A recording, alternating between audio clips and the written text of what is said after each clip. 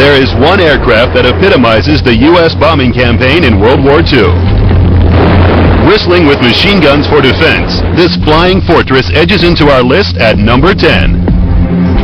The B17G Flying Fortress.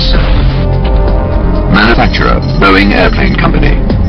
Power plant, 4 Wright Cyclone 1,200 horsepower radial engines. Top speed, 287 miles per hour. Payload, normal bomb load, 6,000 pounds.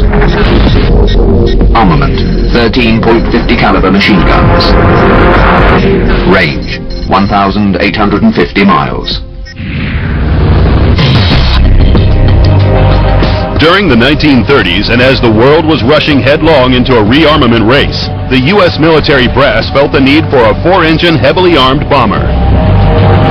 The theory in the 1930s was that the B-17 could be armored so heavily that it would be a flying fortress, hence its nickname.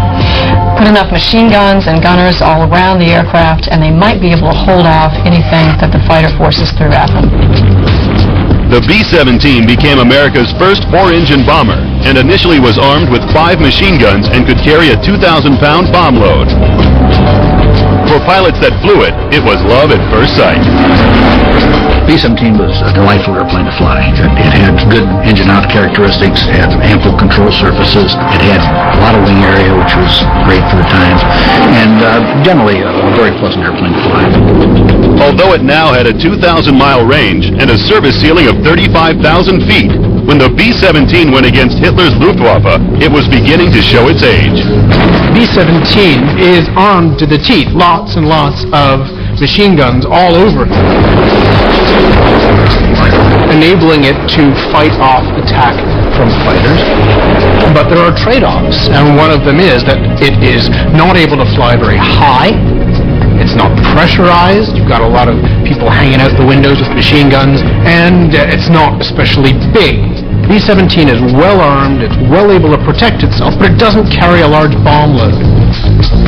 Normally the bomb load was 2,000 pounds, maybe 4,000 pounds. Pitiful compared to what the British Lancaster was doing. So the B-17 bomb load was never great, but it was in mass production. It was available. Boeing was turning them out ultimately at the rate of maybe 30 a day. You know, I mean, it was a fantastic quantity. It was ultimately produced more than 13,000. By 1943, in formations of up to 1,000 aircraft at a time, the B-17 was thrown against the German war machine in daylight bomber raids. Although now armed with 13 machine guns, the Flying Fortress was a sitting target for enemy fighters and anti-aircraft fire. Flying the B-17 was a scary mission. By flying only in the daylight, the Americans held up their end of the bargain for round-the-clock bombing.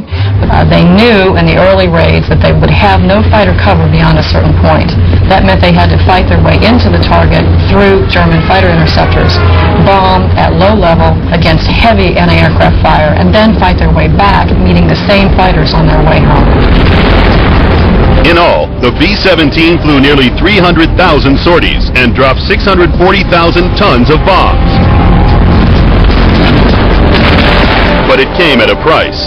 Over 5,500 B-17s were lost and nearly 45,000 crewmen killed.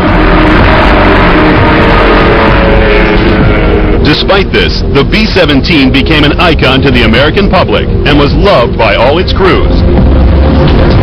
But its operational payload lets it down, as does its short service length of 5 years. Also marked down is its innovation rating, but scores high on defensive armament and fear factor. But it's not enough to place it any higher than 10th place in our top 10 bombers list.